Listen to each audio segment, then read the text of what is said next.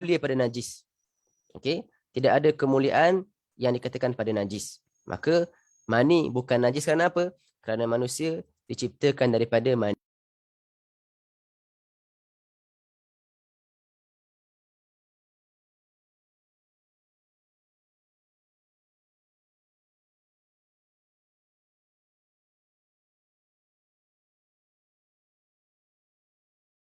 Ustaz? Ustaz macam terkeluar je tu. Hello? Masya Allah. Masya Allah. Okay, tak apa. Belum hubungi Ustaz. Dalam link tak ada.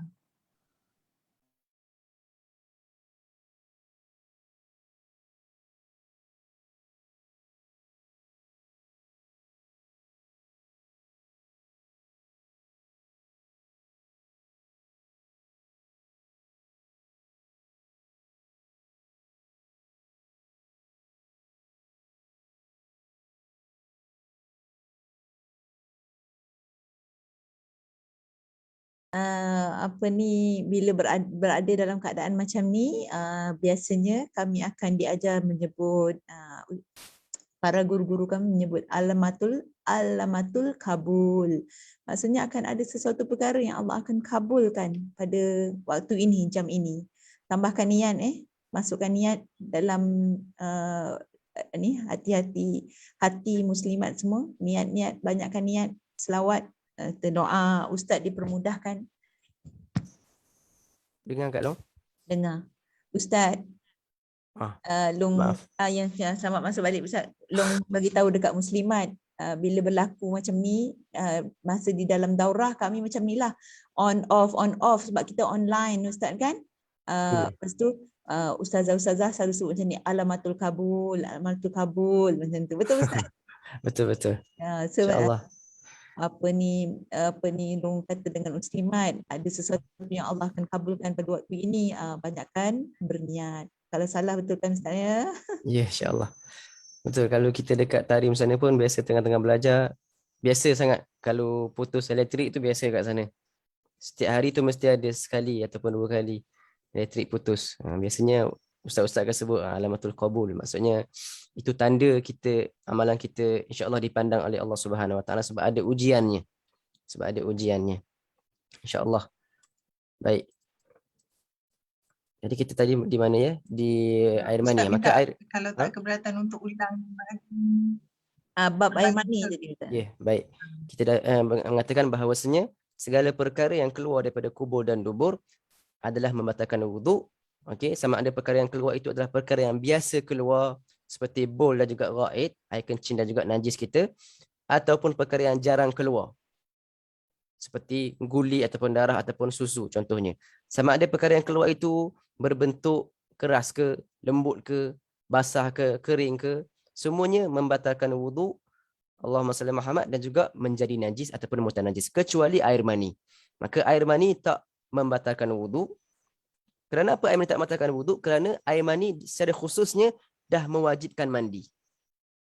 Air mani secara khususnya dah mewajibkan mandi. Maka dalam kaedah fiqh, kalau ada perkara yang dah mewajibkan perkara yang lebih besar, iaitu mandi wajib, secara khususnya iaitu air mani, maka tak wajib dah perkara-perkara yang kecil ni. Okey, itu sebab ilah kenapa wuduk, air mani tak membatalkan wuduk. Dan yang kedua, kenapa air mani bukan najis? Kerana kita diciptakan daripada air mani. Asal kita bermula daripada air mani. Dan asal manusia bermula daripada air mani. Dan Allah telah menyebutkan, walaqad karramna bani Adam. Kami telah memuliakan anak Adam. Dan bentuk kemuliaan daripada Allah tak mungkin dijadikan daripada najis. Maka ulama mengatakan, bukanlah najis air mani tersebut. Okey, maka itu perkara pertama yang mana membatalkan wuduk kita. Maka jika keluar sesuatu perkara daripada salah satu jalan, kubur ataupun dubur, sama ada perkara itu biasa keluar ataupun tak biasa keluar, jarang keluar, maka perkara itu membatalkan wuduk. Alhamdulillah. Perkara yang kedua daripada perkara-perkara yang membatalkan wuduk kita, zawalul aqli binaumin aw ghairihi. Zawalul aqli binaumin aw ghairihi. Hilangnya akal. Zawal tu tergelincir sebenarnya. Dalam kitab sebut zawalul aqli. Tergelincirnya akal ataupun hilangnya akal seseorang itu. Bila seseorang masuk ke dalam keadaan hilang akal. Tak dapat berfikir. Tak dapat membezakan di antara baik dan buruk. Dah hilang akal dia. Sama ada dengan sebab tidur. Sebab tidur, bila kita tidur, kita dah tak dapat rasa dah apa-apa di sekeliling kita. Maka itu dinamakan zawarul akli, hilang akal. Sama ada dengan sebab tidur, Allahumma salli Muhammad, sama ada dengan sebab tidur ataupun selain daripada tidur. Apa selain daripada tidur perkara-perkara yang menghilangkan akal? Contohnya dengan pengsan. Pengsan membatalkan wuduk. Okey. Contohnya dengan sebab gila, majnun, dia jadi gila tiba-tiba, okey, hilang akal juga tu, maka membatalkan wuduk. Ataupun kita panggil mabuk. Ni mabuk bukan mabuk laut bukan mabuk cinta, mabuk laut, bukan. Ni mabuk betul, mabuk yang tak boleh rasa dah apa di sekeliling ni, tak faham dah apa orang cakap. Mabuk, pengsan, gila dan juga tidur. Itu perkara-perkara yang menghilangkan akal. Kalau ada lagi perkara lain yang boleh menghilangkan akal, juga membatalkan wuduk. Contohnya, pernah saya baca, antara perkara yang termasuk ini adalah kita panggil apa? Dirasuk. Dirasuk pun termasuk juga. Dirasuk pun, tapi tergantung juga. Ada orang dirasuk dia boleh fikir lagi. Ada orang bila dia dirasuk dia masih boleh fikir. Ni dirasuk yang memang tak sedar dah. Yang tak sedar dah keadaan diri dia. Bentar.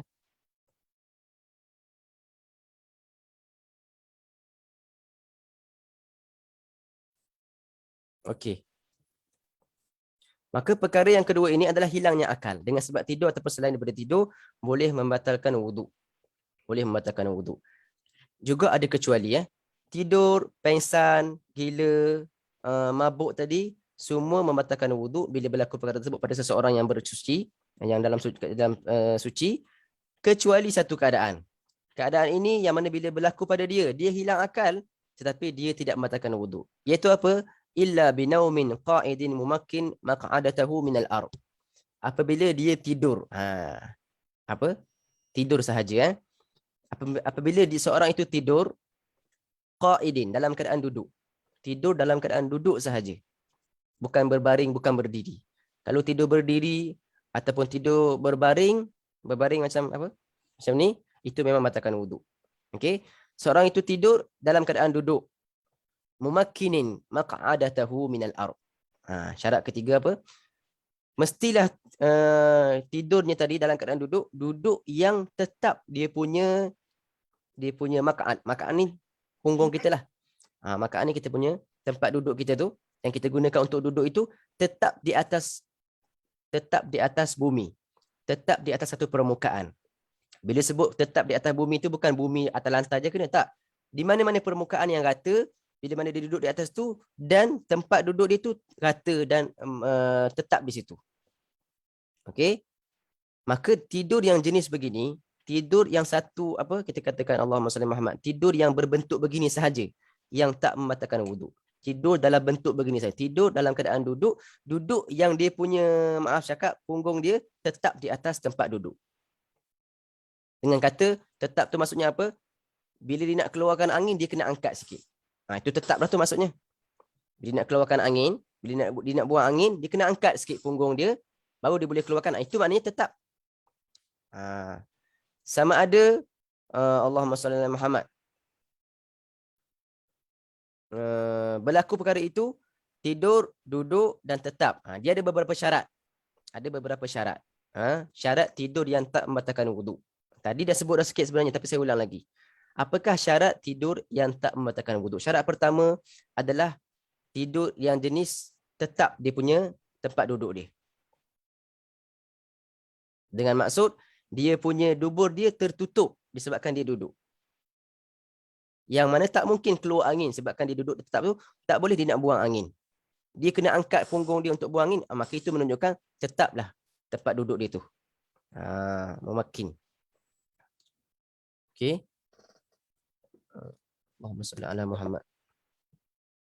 Itu yang pertama, syarat pertama. Syarat yang kedua, hendaklah orang yang tidur itu adalah sejenis ataupun tergolong daripada golongan orang yang mu'tadil khilqah, yang berada pada keadaan pertengahan. Maksudnya apa? Tidaklah terlalu gemuk dan tidaklah terlalu kurus. tidak terlalu gemuk dan tidak terlalu kurus. Bagi mereka yang terlalu gemuk, contohnya, bila dia terlalu gemuk, maka bila dia duduk tadi, dia duduk di atas daging punggung dia. Maka boleh jadi ada lagi ruang di celah-celahan itu yang boleh keluar angin dengan senang.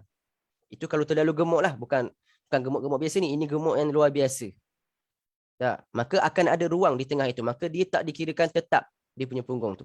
Sama juga orang yang terlalu kurus juga sama. Orang yang terlalu kurus, dia akan duduk di atas tulang belakang dia ni, ilyah dia ni. Maka akan ada ruang untuk keluar angin. Jadi orang-orang yang sederhana sahaja yang dikirakan dia itu tak batal wuduk dia jika dia tidur dalam keadaan duduk ni. Syarat pertama kena tetap dia punya tempat duduk. Syarat yang kedua, kenalah orang yang tidak terlalu gemuk dan tidak terlalu kurus. Ini syarat apa ni? Ini syarat tidur yang tak membatalkan wuduk. Yang ketiga, syarat yang ketiga, hendaklah dia terjaga daripada tidur dia. Dia terjaga daripada tidur dia dalam keadaan yang sama seperti mana dia tidur pada mulanya. Hendaklah dia terjaga daripada tidur dalam keadaan yang sama seperti mana dia tidur pada mulanya. Bukanlah dia tidur dekat sini, tiba-tiba bangun dah dekat sana dah, dekat ujung pintu. Contoh, maknanya dah ada perubahan posisi.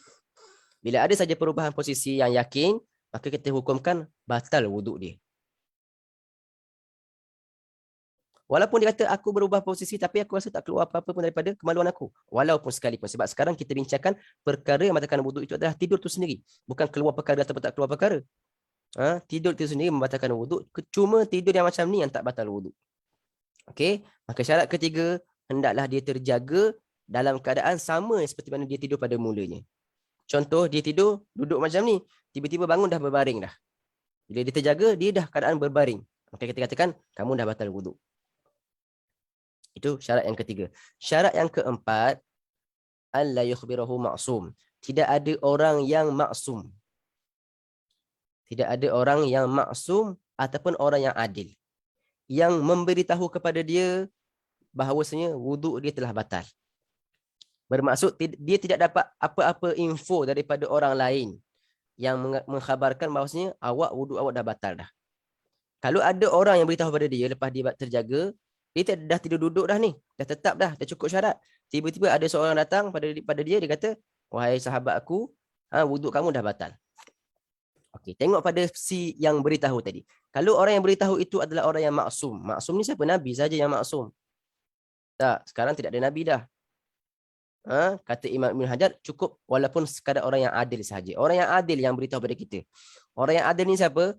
Orang yang tak pernah berbuat dosa besar dan tak biasa, tak berterusan dalam buat dosa kecil. Jarang-jarang sangat dibuat dosa kecil. Itu dipanggil orang yang adil. Tak berterusan dalam buat dosa kecil dan tak pernah buat dosa besar. Maka dia dihukumkan dengan adil. Maka kalau ada orang yang adil datang pada kita, berkata pada kita, wuduk kamu dah batal. Maka kita kena ambil kata-kata dia dan hukumkan diri kita, batal dah wuduk kita.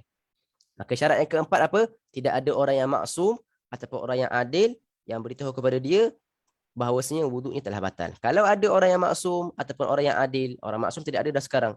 Mungkin yaqadhah dengan Nabi, wallahu alam. Tak, mungkin Nabi datang pada dia secara nyata dan beritahu pada dia wuduk kamu batal, maka dia kena ambil perkara tersebut. Okey? Ataupun orang yang adil. Orang yang adil maknanya orang yang tak, maknanya orang soleh lah. Kita kenal dia orang soleh, tak pernah menipu. Contohlah kata Habib Umar yang beritahu pada dia, kamu ni batal wuduk. Maka kita kena ambil kata-kata tu dan pegang dan kita hukumkan diri kita dah batal wuduk. Walaupun kita tidur secara tetap sekalipun. Maka 4 syarat ini adalah syarat tidur yang tak membatalkan wuduk. Yang pertama, tidurnya tetap dia punya punggung dia di atas permukaan, dengan kata perlu angkat untuk dia buang angin. Okey, perlu angkat punggung dia untuk dibuang angin. Perkara yang kedua adalah dia tidak terlalu gemuk dan tidak terlalu kurus. Sebab bila terlalu gemuk, dia akan duduk di atas daging sahaja dan akan ada ruang yang akan keluar. Akan ada ruang untuk membenarkan angin keluar. Begitu juga kalau terlalu kurus juga sama. Ada ruang yang membenarkan angin keluar tanpa dia sedar. Yang ketiga, Allahumma salli Muhammad, dia terjaga dalam keadaan yang sama seperti mana dia tidur pada awalnya. Kalau dah berubah posisi, dah berubah keadaan, maka kita katakan wuduknya batal. Yang keempat, tidak ada khabar, tidak ada info pengkhabaran daripada orang yang maksum ataupun orang yang adil. Maka ini 4 syarat yang dikatakan tidur yang tak batal wuduk. Ada pun tidur cara lain. tidur berdiri ke, tidur baring ke, walaupun dia apa kita panggil saletipkan dia punya tempat keluar tu, walau sekali pun tetap juga batal wuduk. Kerana apa? Bukan keluar ataupun tak keluar itu masalah. Sekarang tidur itu sendiri yang membatalkan wuduk. Tapi kenapa tidur yang macam tadi tak batal wuduk? Sedangkan dia tidur juga, hilang akal juga. Sebab itu yang dilakukan oleh para sahabat Nabi SAW. Ulama ambil ni, hukum ni berdasarkan kisah para sahabat dengan Nabi SAW. Nabi SAW kadang-kadang Nabi keluar solat isyak tu lewat. Subuh pun kadang-kadang Nabi keluar lewat sikit. Maka para sahabat yang tunggu ni kadang-kadang tertidur jika mana mereka duduk. Ada yang sampai tidur sampai tersengguk. Maka bila Nabi keluar SAW, keluar daripada bilik beliau, baginda SAW, sebab bilik hujrah Nabi bersebelahan dengan masjid. Nabi keluar daripada bilik tu sampai ke masjid kan. Nabi keluar daripada bilik tu, terus Nabi muadzin pun iqamatkan solat, Nabi terus sembahyang dan Nabi tak suruh sahabat-sahabat yang tidur tadi pergi ambil wuduk balik. Nabi tengok mereka tidur dalam keadaan duduk yang tetap tadi, Nabi tak suruh mereka berwuduk balik. Itu menunjukkan apa? Menunjukkan Nabi menunjukkan kepada kita bahawasanya tidur mereka tak batal. Kerana Nabi ni musyarra', dia akan menetapkan hukum. Segala perkara yang dia tetapkan, yang dia tengok dan dia tak suruh berwuduk, maka kita hukumkan tak batal lah wuduk dia. Okey, maka sebab itu yang ulama kata tak batal wuduk tidur yang macam tadi. Cuma sebab apa pilih bentuk tidur macam tu sahaja? Sebab memang sahabat semua tidur bentuk begitu sahaja. Tidur yang jenis duduk ni. Tak ada sahabat yang tidur berbaring, Nabi kata tak payah berwuduk, tak ada. Kalau ada berbaring, Nabi akan suruh dia berwuduk. Okey, maka boleh faham kenapa kita katakan tidur yang macam ni tak batal wuduk. Disebabkan peristiwa yang berlaku pada para sahabat Nabi radhiyallahu anhum ajma'in. Maka itu 4 syarat yang disyaratkan untuk tidur yang tak batal wuduk. Okey, maka perkara kedua yang membatalkan wuduk adalah hilangnya akal dengan sebab tidur ataupun selain daripada tidur, seperti mabuk, gila ataupun pengsan. Allahumma salli ala Muhammad. Perkara yang ketiga. Boleh kejar Saya takut laju sangat je. Boleh Ustaz, okey. Boleh InsyaAllah. Baik. Perkara yang ketiga yang membatalkan wuduk adalah lamsu, bersentuhan, ataupun bertemunya dua kulit. Bertemunya dua kulit. Lelaki dan perempuan yang dah dewasa, yang kedua-dua mereka itu ajnabi tanpa ada lapik. Ini ada beberapa syarat yang perlu kita faham. Perkara yang ketiga yang membatalkan wuduk apabila bertemunya dua kulit. Bertemunya dua kulit, iltiqa'u basyaratai, bertemunya dua kulit. Maknanya hanya kulit sahaja yang batal. Kulit bertemu kulit sahaja yang batal. Keluar daripada kulit apa? Tak termasuk gigi, rambut dan juga kuku. Itu 3 perkara yang ada pada tubuh badan kita yang bukan kulit. Gigi, kuku dan juga rambut. Kalau bertemu kulit dengan rambut, kulit dengan gigi, kulit dengan bulu, dengan apa tadi? Dengan kuku, ataupun kuku dengan kuku, kuku dengan rambut, itu semua tak batal. Sekarang kita cerita bertemu persentuhan di antara dua kulit. Syarat pertama. Yang kedua, kulit siapa? Kulit lelaki dan juga perempuan. Perlu ada perbezaan jantina di sini. Bertemu dua kulit, persentuhan dua kulit lelaki dan perempuan. Kalau lelaki sentuh lelaki, tak batal. Perempuan sentuh lelaki, batal. Perempuan sentuh perempuan, tak batal. Okey? Allahumma salli ala Muhammad. Kabiraini. Lelaki dan perempuan tadi, yang kedua-duanya itu dah dewasa. Kabira dah besar lah, dah dewasa. Apa maksud dewasa di sini? Bersentuhan dua kulit, lelaki dan perempuan, yang kedua-duanya itu dah dewasa. Adakah dewasa di sini maksudnya dah balik? Ulama mengatakan bukanlah dewasa itu syaratnya balik. Tak semestinya balik baru dewasa. Tapi yang dah balik itu confirm dewasa. Semua yang balik itu dikira dewasa, tapi tak semua dewasa itu dikira dah balik. Maka tak disyaratkan balik di sini. Tak mesti balik baru batal wuduk pegang dengan dia. Walaupun tak balik sekalipun, kalau dia dah masuk dalam kategori dewasa, maka batal juga wuduk dia. Apa yang dimaksudkan dengan dewasa? Dikatakan oleh ulama balagha haddus syahwah. Kedua-duanya ini dah sampai kepada had syahwat. Kedua-duanya dah sampai had syahwat. Maksudnya apa? Kedua-dua ini dah sampai kepada had yang akan disyahwati oleh orang lain. Orang bila tengok dia, orang akan bersyahwat dengan dia. Itu dipanggil dewasa. Contoh seorang perempuan berumur 12 tahun contohnya. 12 tahun mungkin belum balik lagi, mungkin belum keluar haid lagi. Tapi dia berjenis bertubuh yang besar sikit daripada orang lain. Contohnya perempuan-perempuan yang belah-belah Arab, belah-belah Eropah kan. Umur 12 dah besar dah. Kalau dia tu dah sampai kepada had disyahwati oleh orang lelaki, maka dia dihukumkan sebagai apa? Sebagai dewasa. Maka kalau ada lelaki yang dewasa sentuh dia, maka batal wuduk kedua-duanya. Okey? Maka dewasa bukan bergantung pada umur, bukan bergantung pada balik. Dia bergantung kepada keadaan dia itu sendiri. Yang mana bila dia dah dipandang oleh seorang lelaki, orang akan syahwat dengan dia. Orang nak berkahwin dengan dia. Ulama buat contohnya kalau seorang lelaki itu, sekumpulan lelaki duduk dalam satu kumpulan, tiba-tiba masuk perempuan ini yang kita kata masih lagi belum balik ni. Kalau semua lelaki tadi pandang pada perempuan tersebut, maka itu menunjukkan dia dah besar, dah dewasa dah. Sama juga dengan perempuan. Kalau sekumpulan perempuan duduk satu kumpulan, tiba-tiba masuk seorang lelaki yang belum balik, tetapi semua perempuan pandang kepada dia. Maknanya mengalihkan pandangan kepada dia, beralih pandangan kepada lelaki tadi yang masuk tadi, maka itu dikira dewasa. Maknanya dah ada balagha haddus syahwah, telah sampai kepada had disyahwati oleh orang lain. Okey? Tapi syahwat ini jangan kita sandarkan kepada semua orang. Yang mana disandarkan kepada orang yang salim, orang yang sihat sahaja. Ada orang yang tak sihat. Terutama pada akhir zaman, ada orang yang tak sihat. Dia tengok budak kecil pun dia syahwat. Itu tak kira tu. Tak diambil kira. Kita ambil orang yang normal. Ulama kata seperti Sayyidina Imam Syafi'i. Kalau Imam Syafi'i tengok dia, adakah akan syahwat ke tidak? Bayangkan, ramalkan. Dengan bentuk dia tu, dengan keadaan diri dia tu, adakah akan disyahwati oleh Imam Syafi'i ataupun tidak? Kalau kata tak ni, masih kecil lagi ni, orang tak tengok lagi dia, contohnya, maka tak lagi menjadi dewasa. Maka bila bersentuhan kulit lelaki dan perempuan yang kedua-duanya dah dewasa, ajnabiyain, dan kedua-duanya itu ajnabi. Apa ajnabi? Asing bagi dia, maknanya bukan mahram. Bertemu kulit lelaki perempuan yang dah dewasa, kedua-duanya bukan mahram, boleh berkahwin.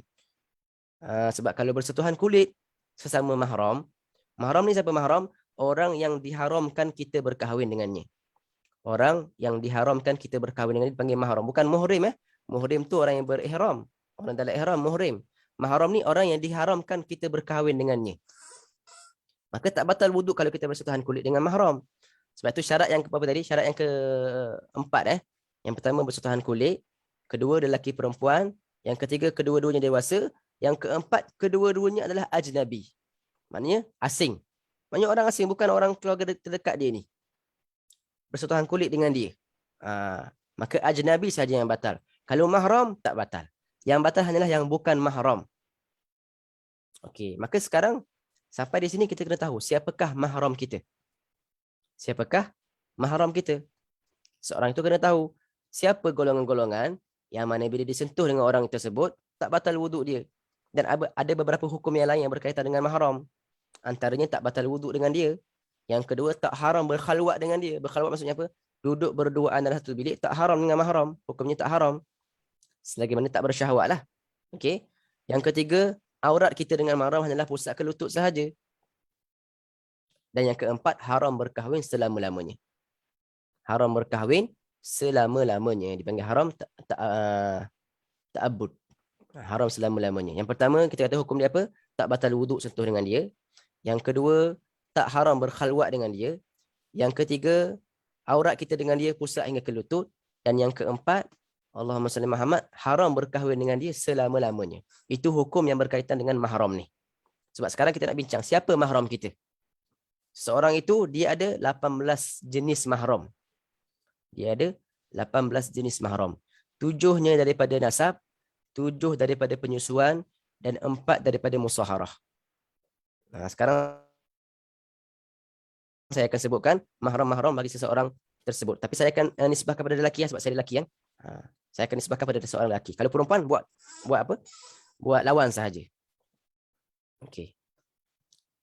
Mahram pertama 7 daripada nasab. Nasab ni apa? Disebabkan tali keluargaan. Tali apa? Tali silaturahim. Tali perkeluargaan. Okey, 7 daripada nasab. Yang pertama adalah ibu dia. Seorang lelaki, ibu dia. Ibu dia adalah mahram. Sentuh ibu tak batal wuduk dan tak haram berkhawat dengan ibu. Aurat dengan ibu pusat hingga ke lutut dan juga haram berkahwin selama-lamanya. Okey, ibu dan ke atas Ibu dan ke atas. Ibu, nenek, tok nyang, tok apa semua ke atas. Sampai ke Siti Hawa. Tak batal wuduk. Kalau Siti Hawa ada sekarang ni, Siti Hawa bini isteri Nabi Adam lah. Sentuh dia, tak batal wuduk saya. Okey. Kalau orang-orang yang berketurunan Nabi SAW sampai kepada Sayyidatuna Fatimah Az-Zahra, tak batal wuduk dia. Sebab itu dia kira ibu dia. Okey. Itu dia kira ibu dia. Sayyidina Aisyah pun tak batal dengan dia. Sebab apa? Sebab itu dia kira ibu dia. Allahumma salli ala Muhammad. Maka ibu dan ke atas. Itu golongan pertama. Kalau perempuan, ayah lah. Yang buat sendiri lah. Saya sebut yang bahagian lelaki. Okey, yang kedua adalah anak perempuan. Anak perempuan dan ke bawah. Itu juga mahram juga. Anak perempuan dan ke bawah. Anak perempuan dia, cucu dia, cicit dia, cuik dia semua. Yang ke bawah. Semuanya tak batal wuduk. Yang pertama ibu, yang kedua anak perempuan. Yang ketiga, kakak dia sendiri. Adik-beradik perempuan. Kakak ataupun adik perempuan. Dipanggil ukht. Dalam bahasa Arab panggil ukhtun. Jadi Yang kedua, bint. Anak perempuan. Yang ketiga, ukhtun. Ukhtun ni kakak ataupun adik perempuan. Semuanya tak batal wuduk. Okey. Yang keempat, Allahumma salli Muhammad. Dipanggil ammah. Ammah ni makcik kita. Makcik ataupun adik-beradik ayah kita. Adik-beradik ayah. Dipanggil ammah. Kalau lelaki, amun. Okey. Makcik saya. Contohnya saya ni makcik saya. Adik-beradik kepada ayah saya. Pak menakan kalau orang luar panggil tak. Pak menakan ataupun pak saudara. Mak saudara. Mak saudara. Adik-beradik ayah saya dipanggil ammah. Itu yang keempat. Yang kelima, mak saudara juga. Tapi mak saudara belah ibu. Dipanggil khalah. Biasa kalau orang panggil ammati khalati kan. Ammati khalati. Macam makcik dia ataupun pakcik dia. Kalau khalah belah ibu, ammah belah ayah. Okey, dah 5 dah. Ibu, anak, kakak, pakcik belah makcik belah ayah, makcik belah ibu. Okey. Yang keenam dan ketujuh, anak perempuan abang kita. Anak perempuan daripada abang kita ataupun adik lelaki kita. Anak perempuan dia. Anak saudara lah. Anak buah. Daripada abang ataupun anak buah daripada kakak kita. Bintul akh ataupun bintul ukht. Bintul akh ataupun bintul ukht. Juga dan ke bawah. Kalau abang dia ada anak perempuan mahram. Anak dia tu dapat anak lagi seorang lagi. Cucu. Cucu bagi abang kita tu. Juga jadi mahram juga. Juga jadi mahram juga. Okey. Sama juga macam pakcik dan makcik tadi. Contohnya kita ada ayah, ada adik-beradik perempuan kan. Ayah kita ada kakak dia. Makcik kita kan haram. Tok Ki kita pun ada makcik juga, ada apa? Kakak juga. Dipanggil tok saudara kalau Terengganu panggil tok saudara. Maknanya adik-beradik tok Ki dia yang perempuan juga tak batal wuduk. Maka itu 7 golongan yang menjadi mahram kita dari segi nasab. Saya sebut sekali lagi, ibu dan ke atas, anak perempuan dan ke bawah, okey, kakak ataupun adik perempuan. Kakak ataupun adik perempuan, Allahumma salli Muhammad, makcik sebelah ayah, ammah, dan makcik sebelah ibu, khalah. Makcik sebelah ibu. Yang keenam, anak kakak kita, anak abang kita, anak abang seorang itu, anak saudara dia, ataupun anak kakak dia. Itu 7 golongan. Boleh faham? 7 golongan nasab yang dikatakan mahram dari segi nasab. Sebab apa kita sebut mahram ni? Sebab yang batal wuduk hanyalah dengan yang bukan mahram sahaja. Maka sentuh mana-mana golongan daripada 7 ini, tak batal wuduk. Saya dah sebutkan 4 hukum yang berkaitan. Tak batal wuduk, tak haram khalwat dengan dia, dan juga Allahumma salli Muhammad, aurat kita dengan dia pusat ke lutut, dan juga diharamkan berkahwin selama-lamanya. Kemudian 7 golongan daripada Allahumma salli Muhammad daripada penyusuan, disebabkan penyusuan. Sama dengan nasab sama dengan nasab. Bila seseorang itu menyusu dengan seorang ibu, contohnya Zaid menyusu dengan Fatimah. Zaid menyusu dengan Fatimah. Cukup syarat dia apa? Sebelum umur 2 tahun dan 5 kali kenyang. 5 kali kenyang. Maka jadilah Zaid ini anak susu kepada Fatimah. Maka Zaid ada 7 golongan lagi yang diberikan kepada dia menjadi mahram disebabkan penyusuan tadi. Maka Zaid ada ibu dia Fatimah. Maka Zaid serta Fatimah tak batal wuduk. Sebab itu ibu susu dia. Dan suami Fatimah adalah siapa? Contohnya Abu Bakar, suami Fatimah. Suami Fatimah nama Abu Bakar. Maka Abu Bakar ini jadi apa bagi Zaid? Ayah susuan. Ayah susuan.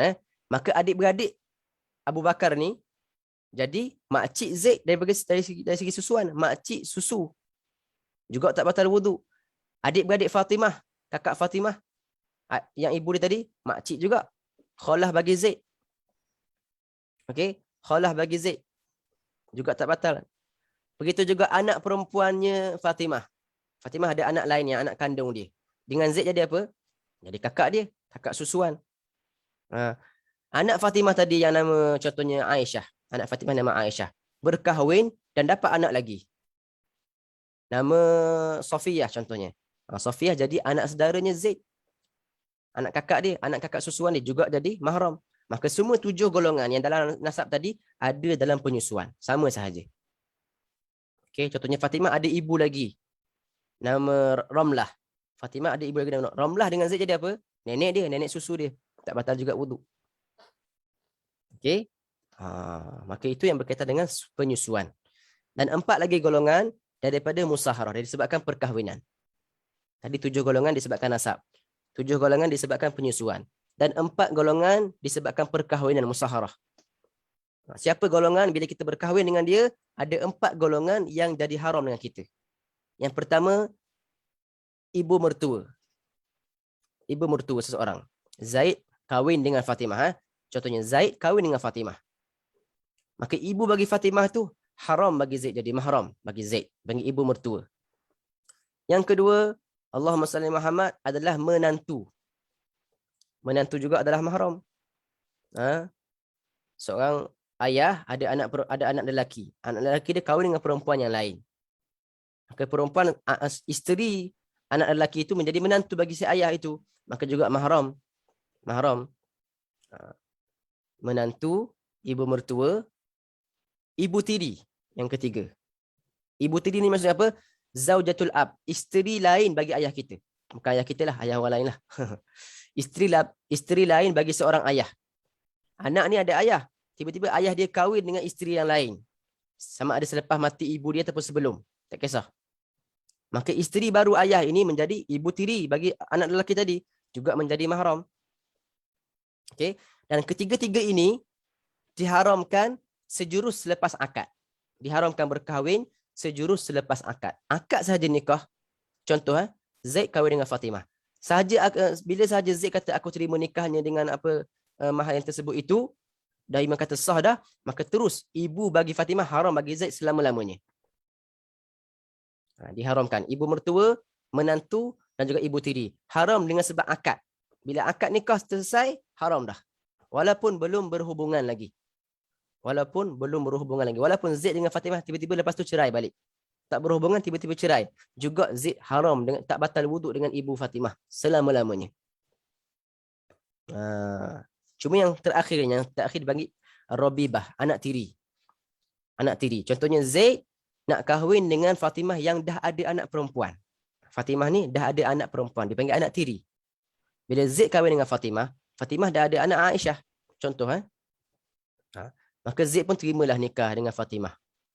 Okey. Bila dah terima nikah belum diharamkan lagi. Masih lagi batal wuduk lagi. Okey? Sampai bila Allahumma salli batal wuduk tak masuk ni masalah kahwin sahaja.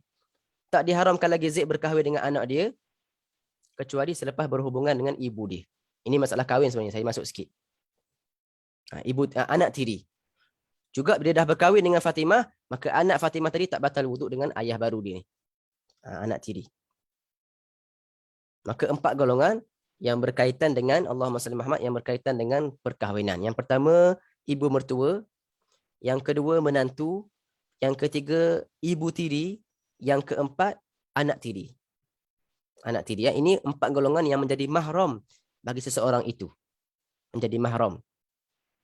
Tak batal wuduk, tak diharamkan berkhalwat, aurat pusat ke lutut, dan juga Allahumma salli Muhammad diharamkan kahwin selama-lamanya. Kecuali yang masalah terakhir tadi, selepas berhubungan dengan ibu barulah haram anak dia. Kalau tak berhubungan lagi, cerai balik, maka boleh kahwin dengan anak.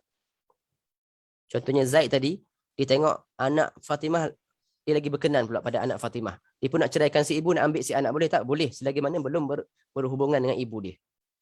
Maka tak haram selama-lamanya kecuali selepas berhubungan dengan si ibu.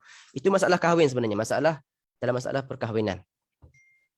Ala kulli hal, kita katakan bahawasanya perkara yang ketiga yang membatalkan wuduk adalah pertemuan dua kulit. Syarat pertama. Kedua, lelaki dan perempuan. Okey. Yang ketiga, kedua-duanya dewasa.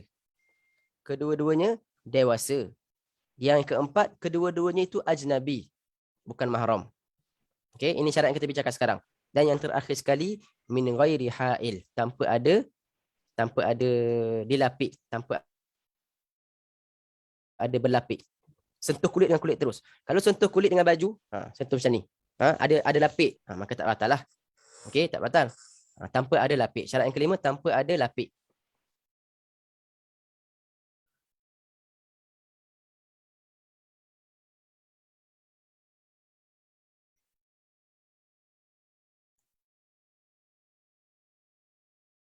Maka semua ada berapa syarat? Ada 5 syarat.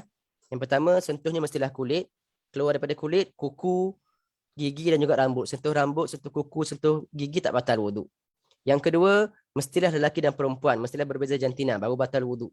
Yang ketiga, mestilah kedua-duanya itu dah sampai kepada had syahwat. Dah sampai kepada had disyahwati, dewasa. Yang keempat, mestilah kedua-duanya itu bukan mahram, sama sendiri. Yang kelima, mestilah persentuhan itu berlaku tanpa ada lapik. Walaupun nipis sekali mana pun, maka tak batalkan wuduk. Kalau ada lapik walaupun senipis mana pun, maka tak batal wuduk. Okey, contoh kulit dia diletakkan apa? Diletakkan gam yang tebal tu. Sentuh di atas gam tersebut, maka tak batal wuduk sebab bukan bersentuh dengan kulit. Selagi mana tak sentuh kulit, maka tak batal wuduk. Okey. Jadi saya sebenarnya dah pukul 11. Untuk perkara yang keempat ni kita tangguhkan pada kelas minggu depan insya-Allah.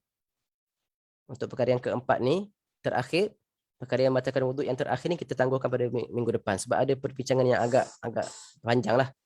InsyaAllah sebab ada beberapa masalah yang perlu kita bincangkan lagi. Jadi saya tangguhkan perkara yang keempat ini pada minggu depan insya-Allah. Jadi kita sekarang dah bincang 3 sahaja perkara yang membatalkan wuduk. Yang pertama, keluar sesuatu perkara daripada kubur dan dubur. Yang kedua, hilangnya akal dengan sebab tidur ataupun selain daripada tidur, kecuali tidur yang tetap di atas Allahumma salli Muhammad, di atas tempat dia duduk itulah. Yang ketiga, Allahumma salli Muhammad, bersentuhan kulit lelaki perempuan yang dewasa yang bukan mahram tanpa ada lapik. Wallahu a'lam. Jadi insya-Allah kalau ada soalan boleh tanya. Kalau saya tahu saya jawab insya-Allah. Terima kasih Ustaz. Alhamdulillah.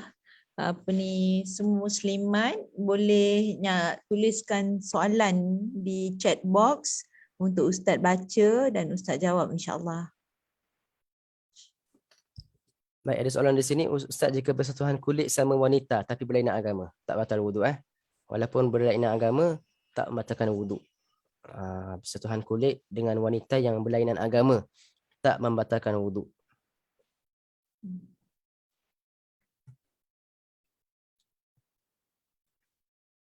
Assalamualaikum Ustaz. Waalaikumsalam. Kalau suami dah berwuduk, saya terpegang rambut dia, batal ke Ustaz? Rambut tak batal lah sebab bukan kulit Okey. Kulit dengan rambut tak batal. Baik. Pegang rambut suami ke, gigi suami ke, kuku suami ke, semuanya tak batal. Okey, terima kasih Ustaz.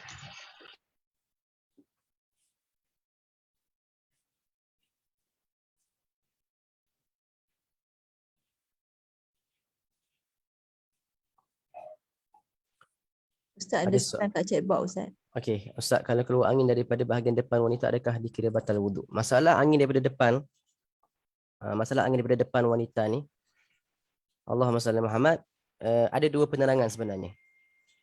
Kalau angin yang keluar itu disebabkan pergeseran di antara bahagian luar sahaja, kadang-kadang dia bergeser sampai berlaku angin. Bergeser bahagian luar sampai merasa macam ada angin ataupun memang ada angin sekalipun. Tak. Maka itu tak batal wuduk sebab angin itu terbentuk daripada luar. Yang batal wuduk kalau memang angin itu datang daripada luar, memang yakin angin itu datang daripada dalam badan dia keluar. Macam seperti mana angin yang keluar daripada belakang tu. Kalau angin yang keluar daripada depan tu sama seperti angin yang keluar daripada belakang, bermaksud daripada dalam betul, memang daripada dalam kemaluan dia, okay, itu yang batal wuduk. Adapun kalau angin yang sekadar disebabkan pergeseran, kadang-kadang disebabkan dia berlaga sama sendiri tu dia keluar angin juga. Tak, contoh seorang letakkan tangan dia dekat sini, kan akan keluar angin kan? Itu sebab apa? Sebab pertemuan dua kulit sahaja sebenarnya angin itu berlaku. Kalau disebabkan pertemuan dua kulit itu, maka tak batal wuduk. Tapi kalau keluar angin daripada dalam, memang daripada dalam, confirm. Contoh, saya tak tahu, wallahu alam. Yang saya dengar penerangannya macam tu. Maka itu batal. Kalau memang yakin angin daripada dalam, maka itu dikira batal. Tapi kalau hanya angin sebab pergeseran sahaja, sebabkan anggota yang luar, maka tak batal wuduk. Okey, kalau orang tu syak, tak tahu. Angin ni, ada angin, yang pertama syak, angin ke tak ada angin? Keluar ke tak keluar?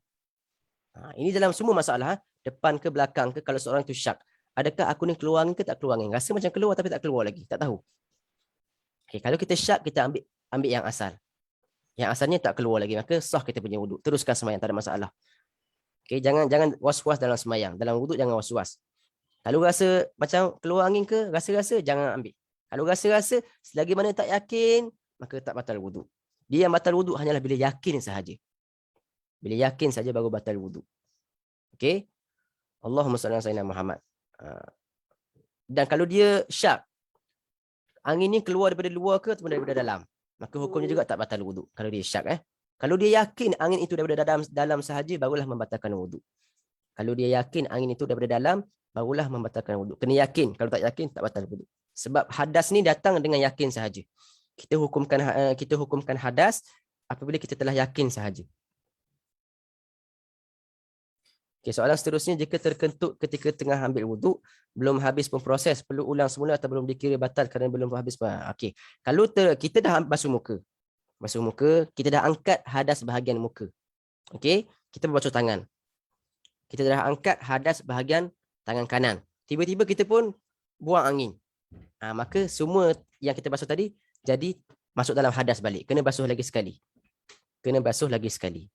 Sebab wuduk, dia tak semestinya habis selesai wuduk baru dikira bersuci. Tak. Kalau kita basuh muka, maka kita dah sucikan bahagian muka sahaja. Dah selesai dah muka kita. Contoh kita nak relax dulu, lepas tu basuh tangan balik, boleh, tak ada masalah. Tak perlu mualah pun, tak perlu bersegera. Okey, itu soalan yang daripada Syarifah Syahrin ni. Okey, seterusnya. Okey, ni panjang sikit.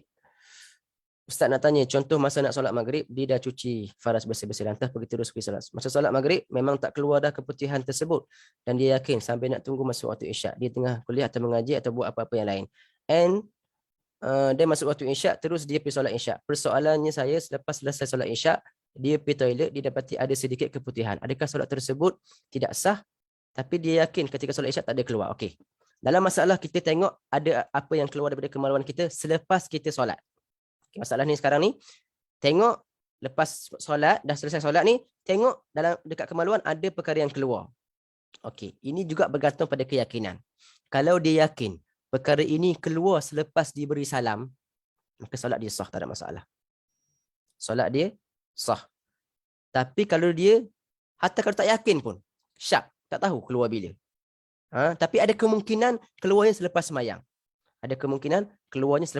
Maka solat dia sah. Okey. Contoh yang dua solat tu. Contoh ni bukan masalah keluar, masalah lain.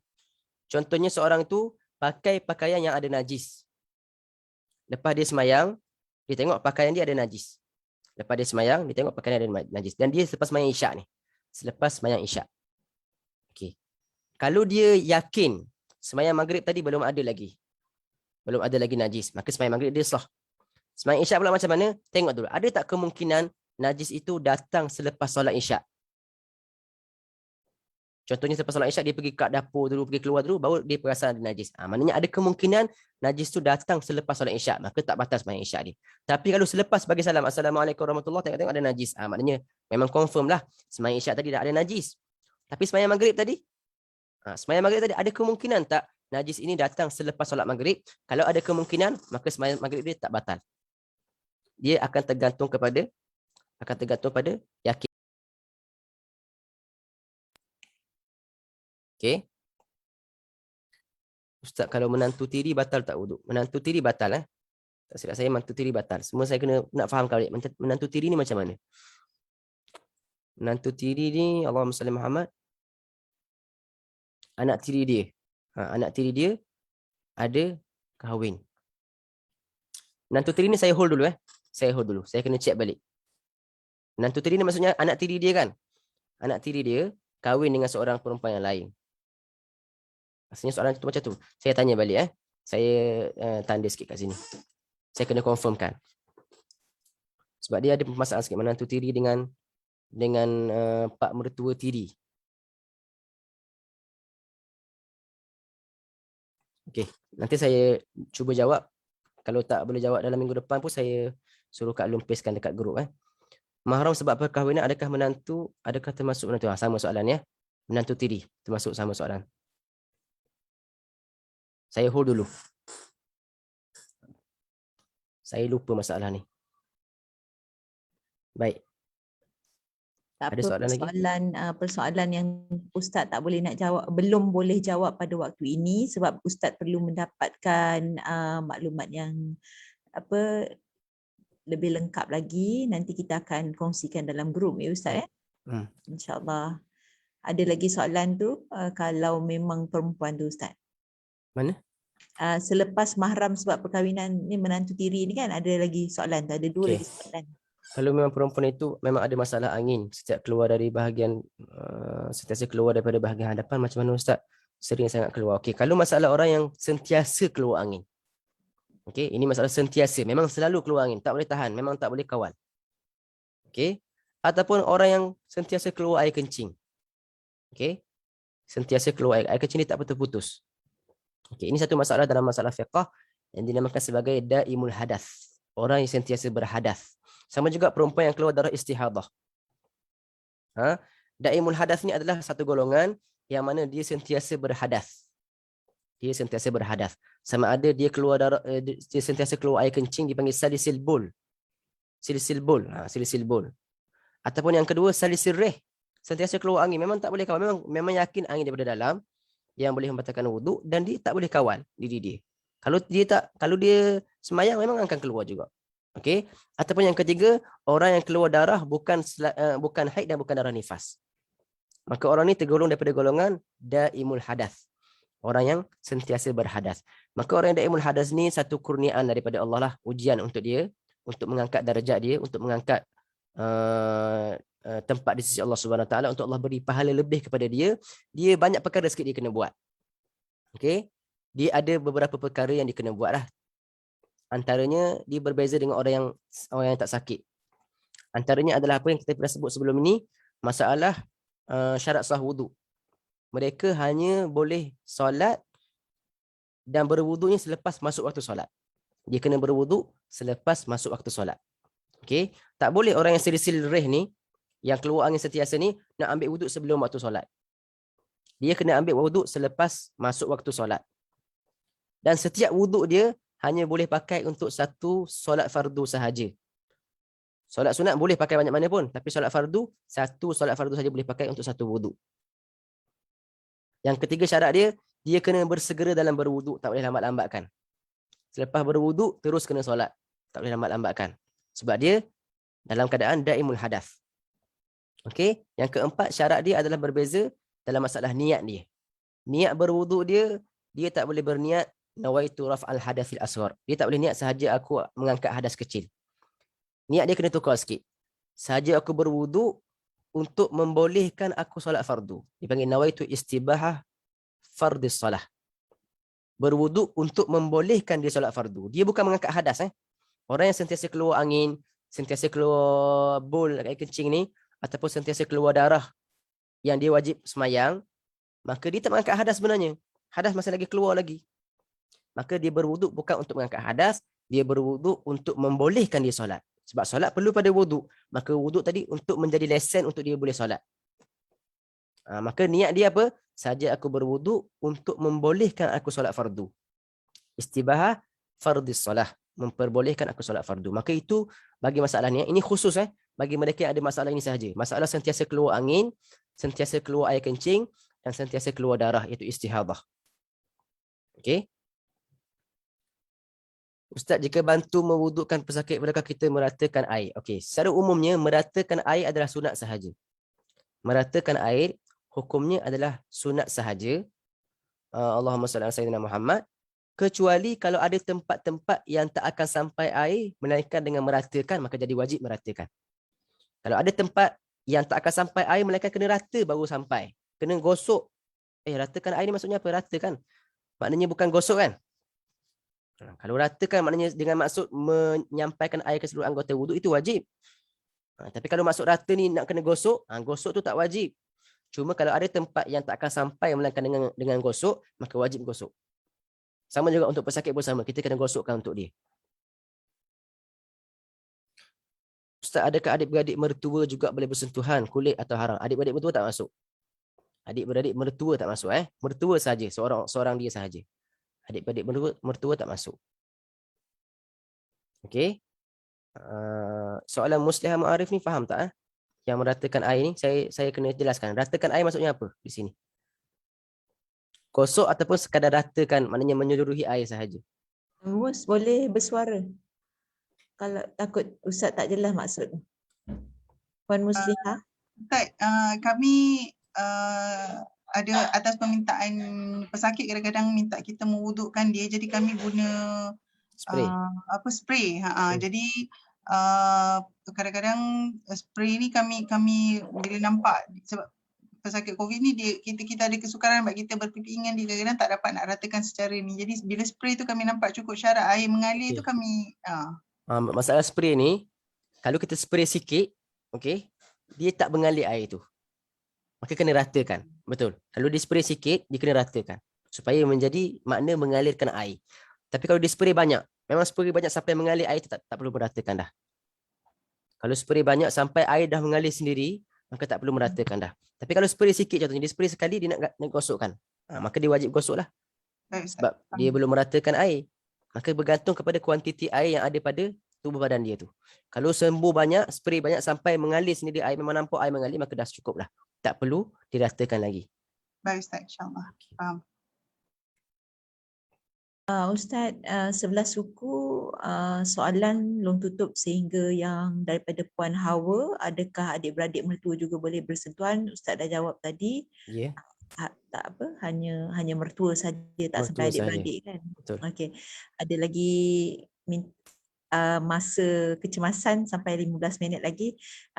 Long bagi peluang kepada Ustaz untuk Ustaz berkongsi apa-apa kalimah daripada Ustaz untuk kami para muslimat Ustaz, dari segi macam tadi awal kalimah Ustaz berkenaan dengan menjaga hati kan, hati ni kita kena berhati-hatilah dengan setiap amalan kita ni, takutlah juga menjadi debu, menjadi tak ada, apa orang kata, sampai tak ada pahala Ustaz kan. Bila kita buat sesuatu tu rupanya kita ingat ada pahala kat situ tapi tak ada. Itu satu pesanan yang bagus daripada Ustaz, kalimah yang long kira bagus untuk kami semua muslimat nak ni, terutama dalam fitnah akhir zaman ni. Kalau kita buka medsos, media sosial, kita nampak semua orang nak jadi hakim, nak cakap orang ni mati syahid kerana dia dermawan, kerana dia banyak amal ibadatnya kan. Jadi bila kita faham benda ni, kita faham bahawa kita bukanlah hak kita untuk mengatakan bahawa orang itu ada dapat pahala begini-begini, syahid ke apa ke, bukan hak kita, bukan betul Ustaz macam tu, bukan hak kita lah untuk menentukan macam tu. Hak sebagai hamba ni, kita adalah untuk melaksanakan amal ibadah kita sebagai hamba kepada Allah Subhanahu Wa Taala. Lagi 15 minit, ada berapa minit lagi? 13 minit ni Ustaz, sampaikanlah kalimah akhir dan kemudian Ustaz boleh tutup dengan doa apa ni, terutamanya di sepanjang bulan Muharram ni Ustaz, untuk kami muslimat-muslimat beramal ibadat sepanjang bulan Muharram mengikut orang kata, kita kata guideline sebagai muslimat Ustaz, sebab muslimat ni dia ada tergantung pada suami kan, sebagai ibu, sebagai perempuan banyaklah Ustaz, dia tak macam lelaki semua perkara boleh insya-Allah buat kan, tapi perempuan dia ada dia punya guideline yang kita perlu ikut Ustaz. Kalau sepanjang Muharram ni tiba-tiba pada 9 dan 10 semua orang nak puasa pada 9 dan 10 nak ambil barakah kan. Tetapi pada waktu itu kemungkinan dia uzur, dia haid, kemudian mungkin dia tak dapat izin daripada suami, sedangkan dia nak sangat tapi oleh kerana naluri dia nak sangat buat, dia buat, sedangkan itu adalah puasa sunat. Ustaz boleh kongsikan kalimah Ustaz, silakan, kemudian nanti tutup dengan doa ya Ustaz. Assalamualaikum. Waalaikumsalam warahmatullahi wabarakatuh. Jadi alhamdulillah, insya-Allah insya-Allah dengan berkat tahun baru ini kita mohonkan kepada Allah Subhanahu Wa Taala supaya Allah membuka pintu-pintu hidayah kepada kita untuk sama-sama kita terus bergerak ke hadapan menuju Allah Subhanahu Wa Taala. Dan perkara yang paling penting untuk kita jaga di akhir zaman ini, di zaman mudah sangat kita nak melontarkan apa-apa kata kepada orang lain, adalah dengan kita menjaga lidah kita lah. Kita menjaga lidah kita. Nabi SAW bersabda, kalau kamu menjamin kepada aku dua perkara, maka aku akan menjamin bagi kamu syurga. Itu apa? Yang pertama, lidah kamu, dan yang kedua, kemaluan kamu. Kalau kita jaga dua anggota ini di dunia ini, maka Nabi SAW sendiri akan menjamin bagi kita syurga. Maka di hari ini, bukan sekadar lidah sahaja, tetapi keyboard kita ataupun handphone kita sendiri itu menggambarkan lidah kita. Dan dia dah memainkan tugas yang sama dengan lidah. Kata-kata kita, komen-komen kita, apa-apa sahaja yang kita boleh taib, boleh katakan, itu semuanya akan termasuk daripada amalan kita. Sama ada yang baik ataupun yang buruk. Berkenaan dengan kita nak menghukumkan orang lain mati syahid ataupun tidak dapat pahala, semua itu sebenarnya menghukumkan seorang itu dapat pahala ataupun tidak dapat pahala, itu adalah kerja Allah Subhanahu Wa Taala. Kita hanya ditugaskan untuk menghukumkan diri kita sendiri dan usaha sebaik mungkin untuk memperbanyakkan pahala untuk diri kita. Adapun untuk orang lain, dari segi dosanya, tak perlu kita nak kata dia tu dah mati dalam keadaan sekian. Okey? Tapi dalam masa yang sama, kita seharusnya bersangka baik dengan semua orang. Dengan semua orang kita seharusnya bersangka baik. Okey? Dengan apa yang berlaku di sekitar kita sekarang ini, dapat kita fahamkan bahawasanya Allah akan pilih mana-mana hamba yang dia kasih dengan Allah perbaiki di penyakhiran dia. Kadang-kadang kita tengok seorang itu kehidupan dia mungkin jauh daripada Allah Subhanahu Wa Taala, tetapi di akhir hayat dia Allah tarik dia dengan Allahumma salli Muhammad, dengan beberapa perkara yang kita nampak jelas di depan mata kita. Betul ataupun tidak betul perkara tersebut, jika itu perkara yang baik, maka kita kena bersangka baik. Bersangka baik. Orang yang hati yang baik ini, okey, ataupun orang yang hati buruk dahulu. Orang yang hati buruk ini, dia tengok orang buat jahat tu, confirm dia kata jahat. Okey. Dia tengok orang buat baik pun dia akan kata jahat. Sebab hati dia buruk, dia tengok orang buat baik pun dia kata jahat. Contohnya orang sedekah, ambil gambar sedekah. Bersedekah itu perkara yang baik. Tapi disebabkan hati dia buruk, dituduh orang tersebut berlaku riak. Padahal yang boleh menghukumkan seorang itu riak adalah Allah Subhanahu Wa Taala sahaja. Sebab itu perihal hati. Itu bila hati dia kotor. Maka segala perkara yang dia tengok adalah perkara yang buruk. Jadi mata dia jadi mata apa? Mata lalat. Mata lalat ni dia akan pergi kat sampah je. Lalat dia sentiasa nampak sampah sahaja. Walaupun benda yang suci dekat tepi dia pun tak nampak. Dia hanya nampak sampah sahaja. Tapi kita kena jadi mata apa? Seperti mana kata guru kita Syekh Zainul Asri, kita bila jadi mata apa? Mata lebah. Mata lebah ni sentiasa cari madu yang manis-manis, yang sedap-sedap sahaja. Tengok perkara yang baik saja. Perkara yang buruk pun dia boleh kata baik lagi. Perkara yang nampak pada zahirnya buruk, contohnya orang tu makan tengah-tengah bulan puasa. Kata dia mungkin sakit ni, dia mungkin ada uzur ni, dia musafir ni. Dia masih lagi boleh takwilkan benda tu jadi perkara yang baik. Maka itu orang yang hati baik. Maka bila hati yang baik akan keluarkan pandangan-pandangan yang baik, bila hati yang buruk akan keluarkan pandangan-pandangan yang buruk. Maka orang yang hati baik, mata dia seperti mata apa? Mata lebah. Dan orang yang berhati buruk, mata dia seperti mata lalat, sentiasa nampak sampah sahaja, nampak perkara yang busuk sahaja. Okey, jadi insya-Allah dengan apa yang kita ada ini, kita jagalah lidah kita dan jangan kita masuk dalam kancah fitnah. Jangan sesekali kita masuk dalam perbalahan di antara orang Muslim dan kita masuk di antara fitnah di antara Muslim dengan Muslim. Terutamanya di hari ini ramai sangat pertelingkahan, perbalahan yang berlaku di antara sesama Muslim. Kata Nabi SAW, "Idza taqal muslimani bisayfihima falqatil wal maqtul finnar." Jika bertemu dua pedang orang Muslim sama sendiri, maka orang yang membunuh dan orang yang dibunuh akan masuk dalam neraka. Dua-dua masuk neraka. Yang membunuh masuk neraka, yang dibunuh pun masuk neraka. Sahabat bertanya, "Ya Rasulullah, wahai Rasulullah, kenapa yang dibunuh pun masuk neraka? Sedangkan dia tak bunuh orang tu." Kata Nabi SAW, kalau dia diberi peluang, pasti dia akan bunuh juga. Dalam zaman sekarang, mungkin pembunuhan belum lagi banyak berlaku di tempat kita. Tetapi dah banyak berlaku kutuk mengutuk. Dah banyak berlaku keji mengkeji. Pihak ni sebutkan keburukan pihak ni pula sebutkan keburukan pihak ni. Itu dah juga dikirakan pertelingkahan, peperangan.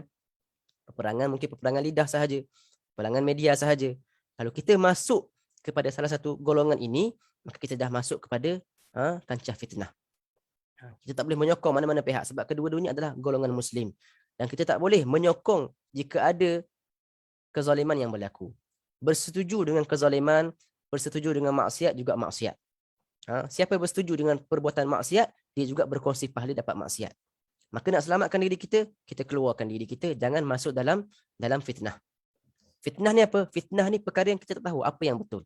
Tak nampak mana satu yang betul. Kemungkinan yang ni yang betul, kemungkinan yang ni pun boleh jadi betul. Okey. Maka itu dinamakan fitnah. Perlu kita jauhkan diri kita daripada fitnah di akhir zaman ini. Sebelum tiba fitnah yang paling besar, itu fitnah Al-Masih Ad-Dajjal.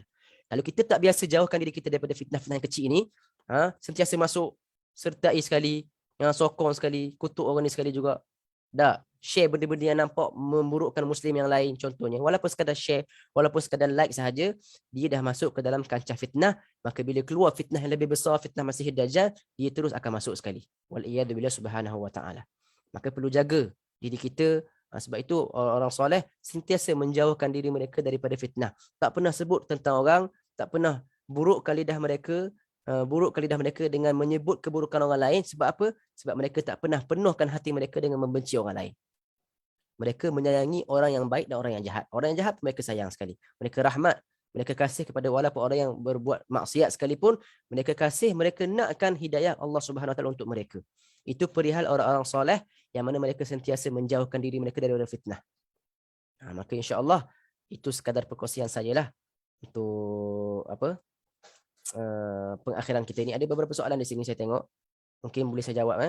Bolehkah mengelap air wuduk dengan tuala sebelum solat? Mengelap air wuduk hukumnya makruh.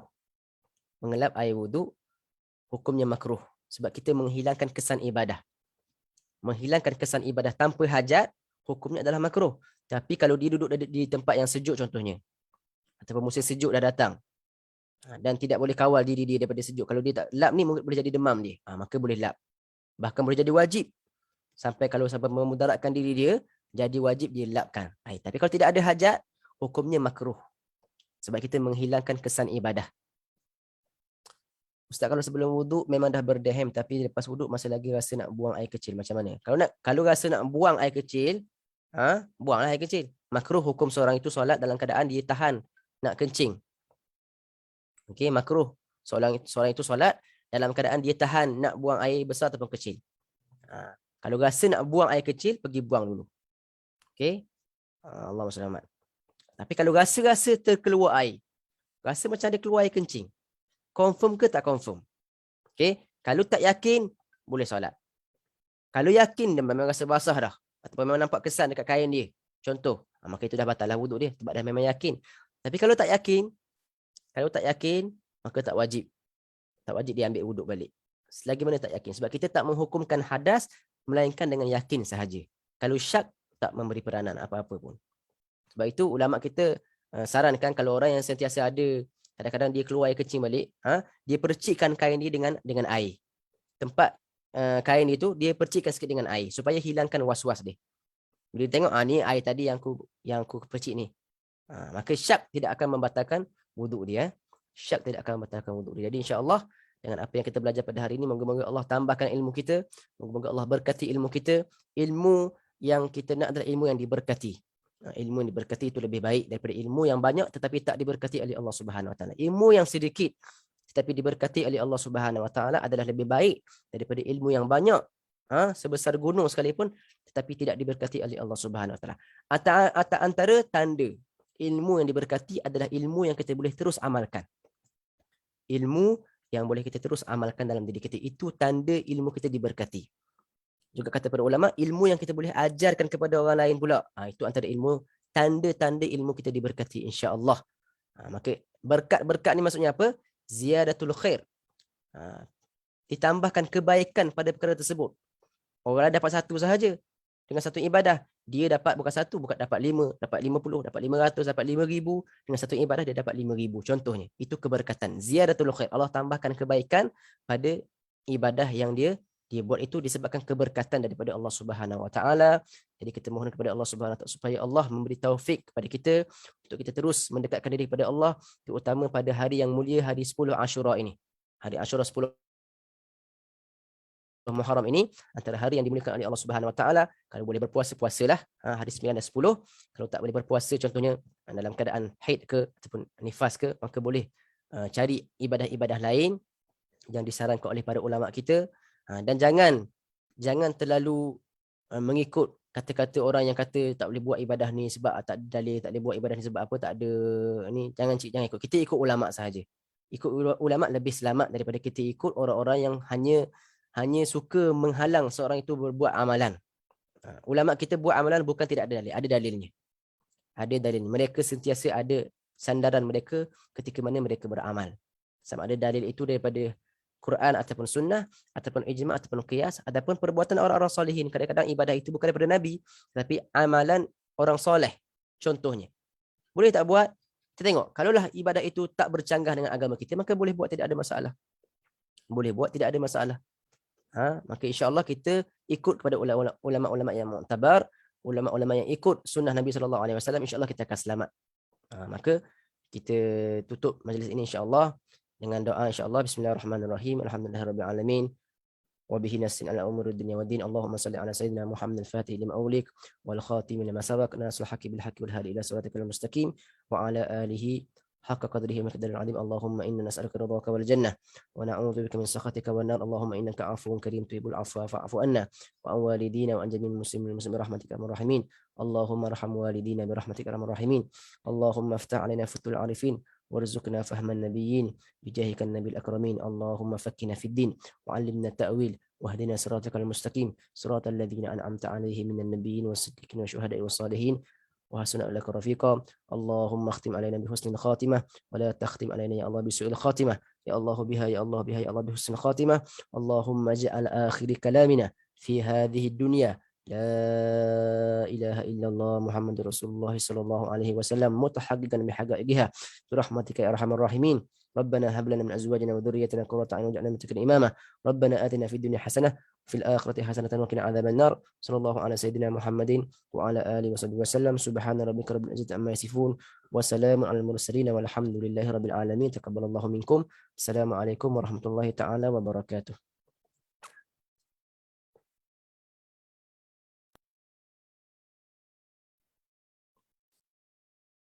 Allahumma salli